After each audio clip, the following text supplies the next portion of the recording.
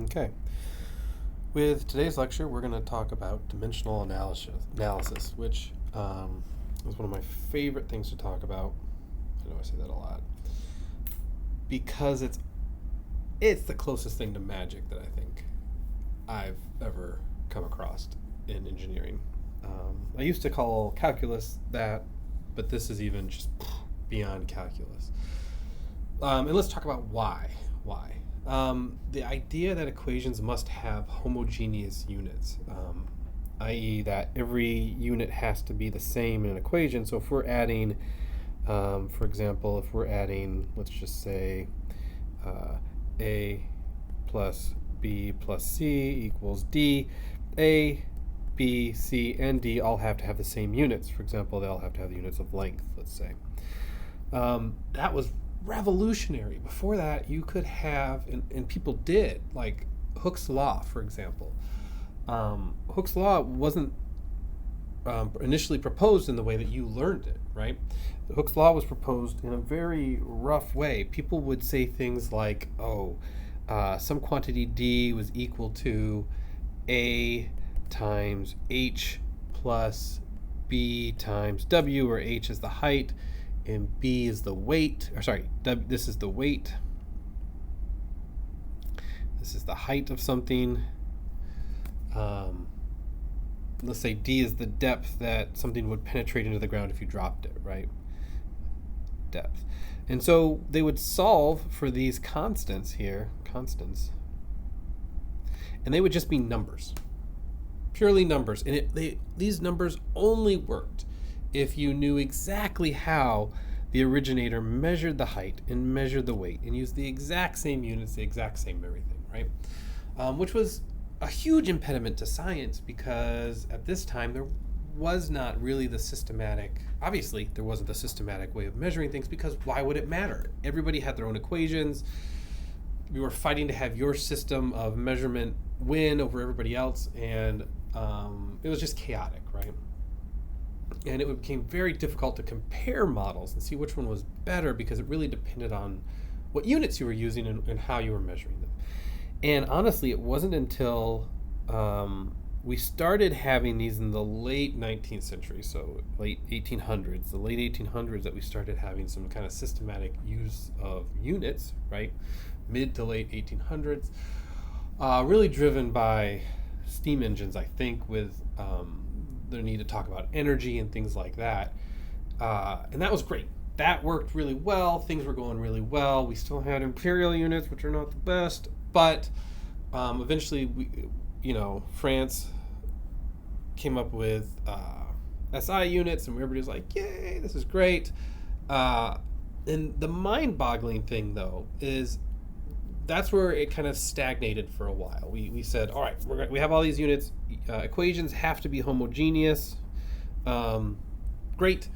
And it wasn't until 1914 that we had really the most powerful tool in our unit toolbox, which I called which is basically the core of dimensional analysis, which is called the Buckingham Pi Theorem.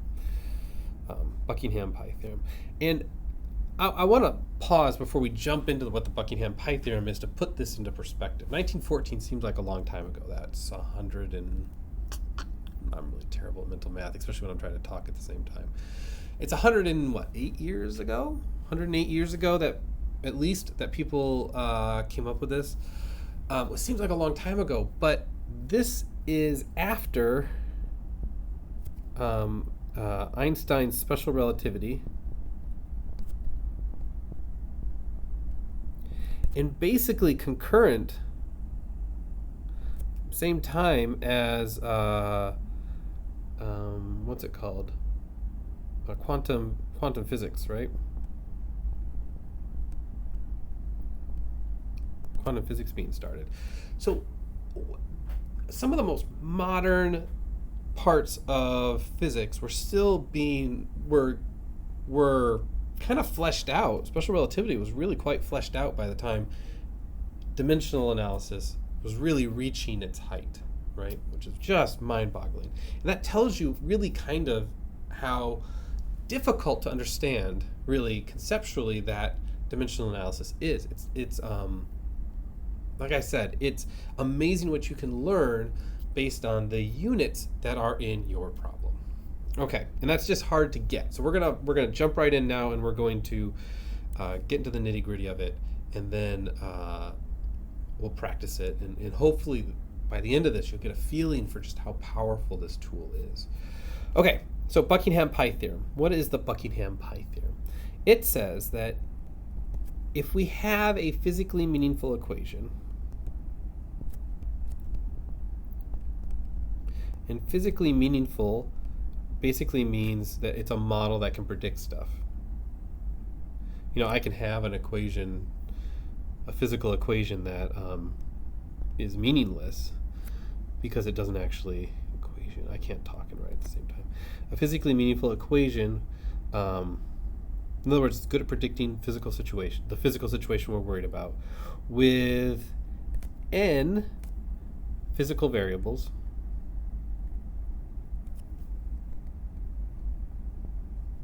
Variables. Wow, sorry. Then we can write an equation, a different equation,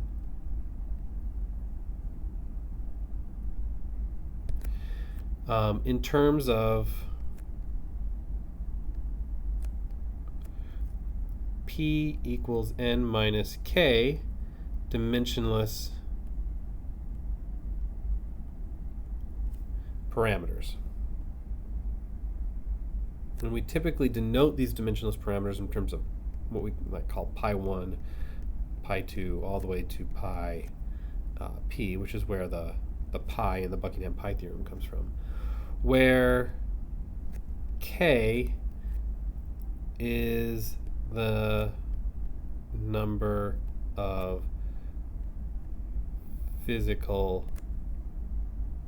dimensions. All right, we're going to talk about what each one of these things means, but briefly, this says that if we have a physical situation that requires n physical variables to model, so let's talk about one here. Let's do the ideal gas equation. PV equals nRT. How many variables are there in here? Well, there's 1, 2, 3, and 4 physical variables, right? What this says is that the units that make up these physical variables, and I say units that make them up because pressure is not a unit, a fundamental physical unit, right? Pressure is a mix of units. It's length, weight, or not weight, length, mass, and time, right?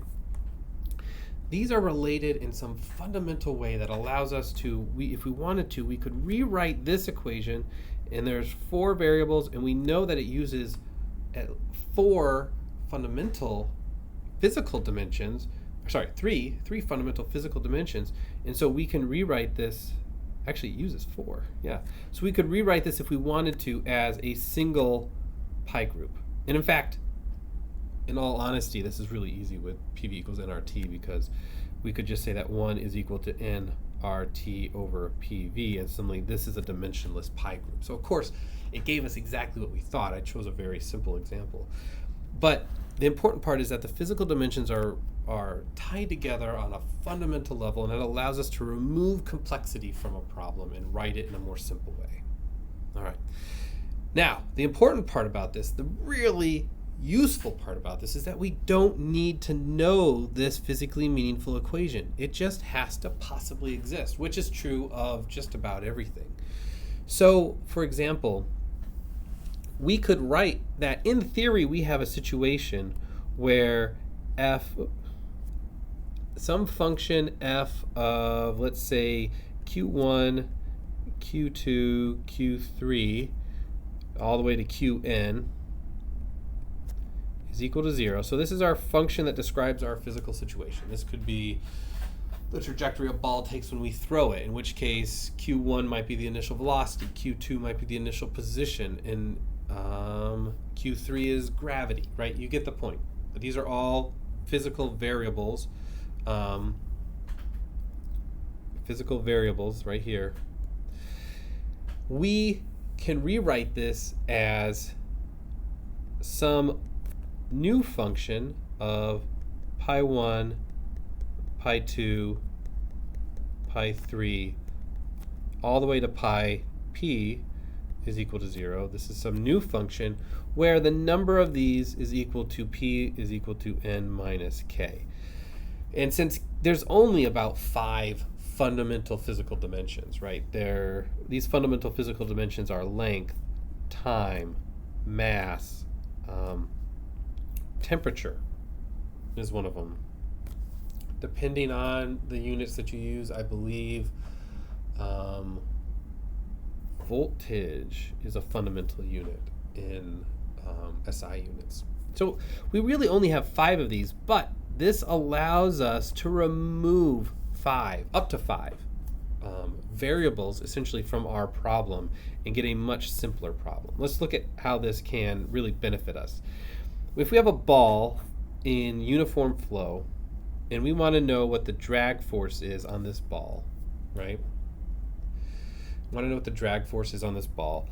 We know that, and we'll go into nauseating detail in the last third of the course where we talk about drag.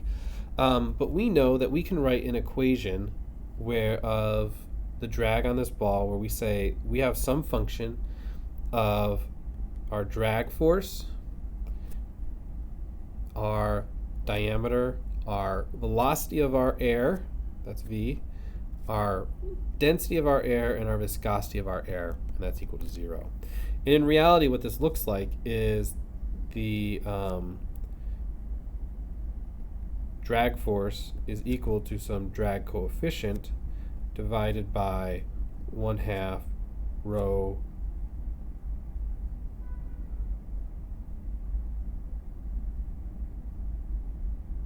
v squared times a, where it turns out also this drag coefficient is a constant that is a function of our Reynolds number, which is a function of rho vd over mu, right? So that's where our viscosity comes in. So these are the two equations that we would be using later in the semester. But, and we'll find out, these come straight from dimensional analysis because it's just too complicated of a situation not to use dimensional analysis. So if you're wondering what this function actually looks like, this is what it looks like. But we can write this abstractly as some function of F, drag force, diameter, velocity, density, and viscosity is equal to 0, right?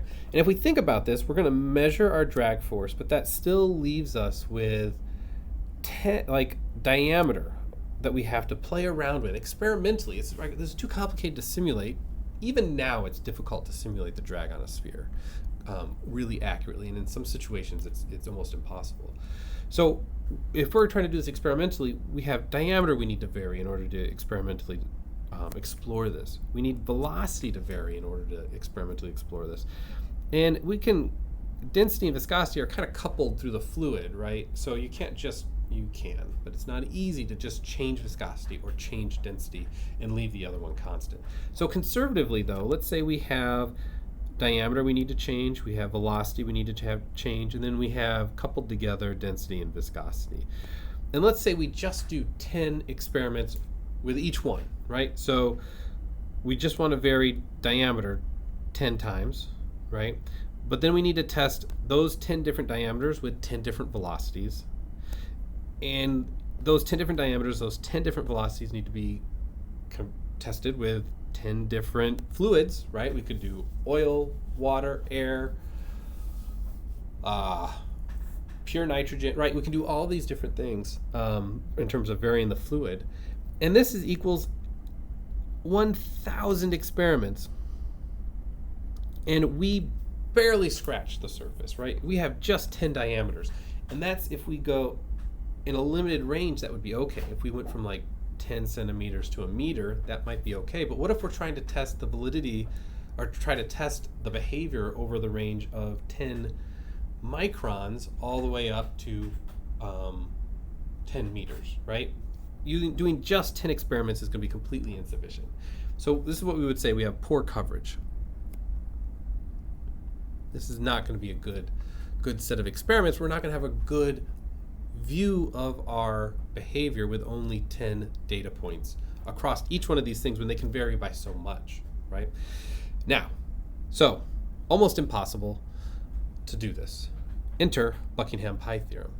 So in this case, we have f, our function is of our force, velocity, diameter, viscosity, and density. We have fundamental physical dimensions of mass, length, and time. And so we have how many? We have 3 of these. So k is equal to 3. So p, the number of pi groups that we could use to re-represent this physical situation, right? This function, which we don't know, but we're going to try to rewrite this function in terms of a different function. P is going to be equal to the number of variables, which in this case is n, minus the number of physical dimensions, k, which is equal to 5. We have 5. 1, 2, 3, 4, 5. Minus 3, that's k is equal to 3, is equal to 2. So now we can rewrite this in terms of just two variables. We'll go into how to figure these out later, but I'm going to give them to you right now. And we know that from doing this, that pi 1 is equal to the force divided by rho v squared times d squared. All right? And that pi 2 is equal to rho v d over mu. And you should, if you don't, you probably don't recognize this now yet, but hopefully for the rest of your life, whenever you see a density times a velocity times a diameter divided by a viscosity of any kind, and they can be rearranged in a lot of different ways, you'll immediately instinctively yell out, Reynolds number! And it will scare your colleagues, and it'll be great. And hopefully family. Anyway, Reynolds number, right? So this is our Reynolds number as 1 pi group. This is a very famous dimensionless parameter, and we'll go over that. And what this allows us to do, what Buckingham Pi Theorem does, which is so incredibly powerful, is that it says that we can now write a function. We don't know what this function is, but we could, in theory, write a function where one of our variables is f over rho v squared d squared, and another variable is the Reynolds number, rho v d over mu, and that's equal to 0. And now because this is in theory this is an equation, we can always rearrange equations to have one part equal to a different part. Let's do that. Let's say that f over rho v squared d squared is equal to some unknown function, some new unknown function, g, of our Reynolds number, rho v d over mu. And this is exactly what people do. This is renamed our drag coefficient, CD, and it's equal to some function of our Reynolds number. We don't know what it is. But now, before we had to do thousands of experiments in order to do this well. Now we only have one thing we have to measure and one thing we have to change. And that is incredibly powerful. And what that allows us to do is we can go here and we can say CD is equal to a function of our Reynolds number, and we can have one set of experiments where we vary our Reynolds number and plot our drag coefficient. And it ends up looking something like this. And we'll talk about what this little hump here is called the drag crisis. We're going to have to go through a lot of the course before we get to exactly why that happens and what it is.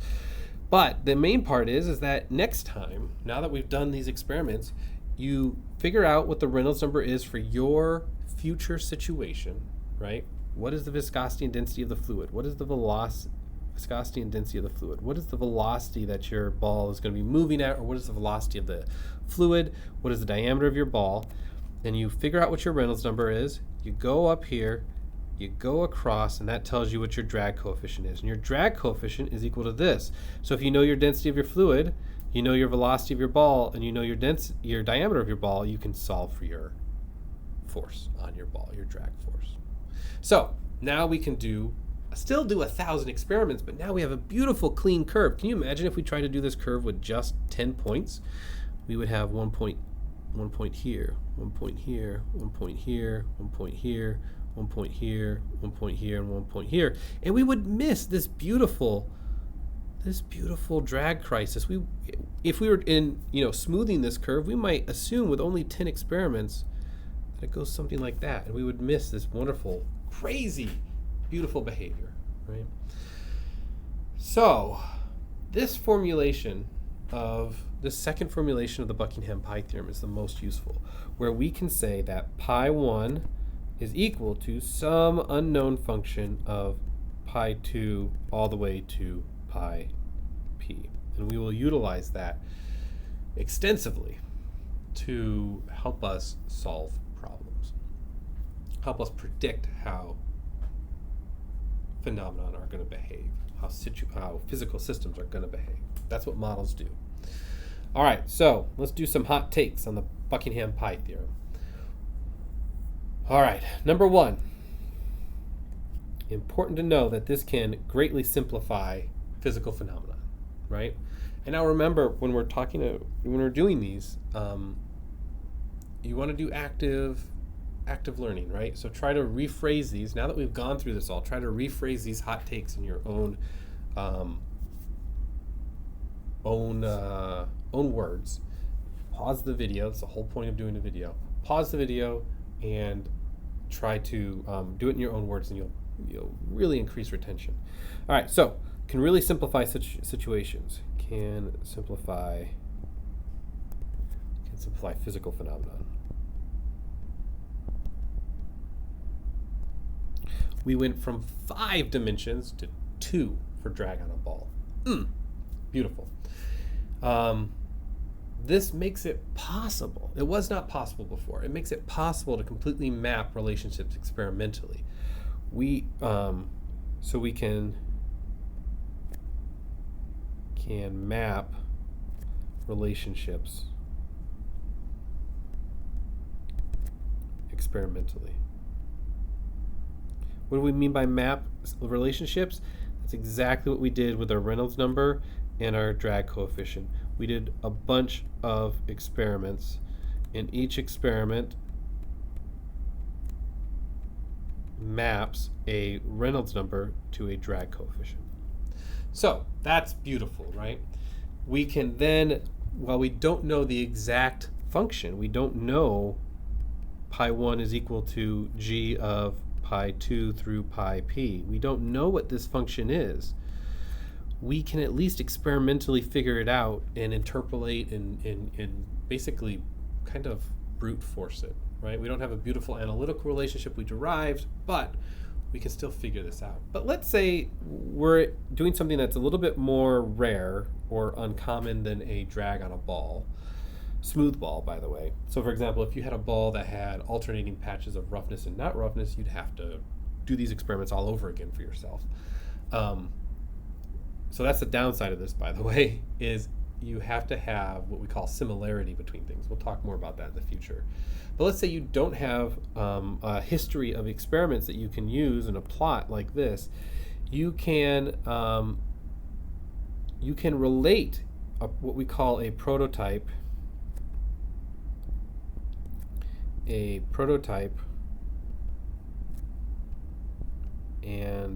model. You can relate a prototype and a model. And so you do one experiment that tells you about your model, and you can use that experiment to predict what your prototype is going to be like. So we might have, let's draw a little people here. We might have a system where we're trying to figure out the drag on a giant ball, right? Just huge. This is our prototype. We want to build this ball and do something to it, right?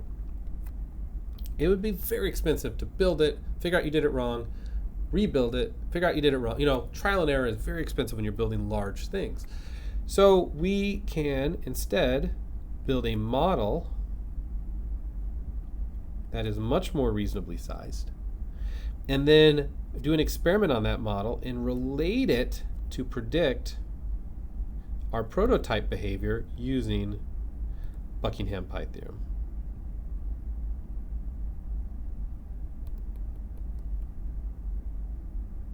Right? And we'll do this a whole bunch. But basically what it means is we can match the Reynolds number for our model and our prototype, like here. Both of them have the same Reynolds number. We know they're both going to have the same drag coefficient. So if we measure the drag coefficient for our model, then our prototype is going to have that drag coefficient. And if you remember, for our drag coefficient, CD is equal to F over rho v squared d squared. For our prototype, we know what our design velocity is, our design diameter. It's our prototype. We're have it in CAD or whatever. We know the density of the fluid that it's going to be in. We can then, if we measure the force on our model, we can use that to predict the force on our prototype. So that's another very useful way of using the Buckingham Pi Theorem. And that's mostly how we'll use it in this course for this section here. Now it's important to know that this only works if we match all of the other pi groups. So all of these pi groups have to match in order to do this. And that's called matching these pi groups. In our example here, we only had one pi group inside of G, and that was our Reynolds number. So it was easy to match one, but sometimes you'll have 4 or 5. You have to match all of these. Matching these is called similarity. Kind of makes sense, right? We have similar situations. They're not equal because none of the physical variables actually have to match up, but the pi groups have to match up. So in the case of Reynolds number, remember, is equal to rho v d over mu. We could have a different density, a different viscosity, a different velocity, and a different diameter between our model and our prototype. But as long as this ratio of those values is equal, then we have similarity. We have similar situations, right? All right. So finally,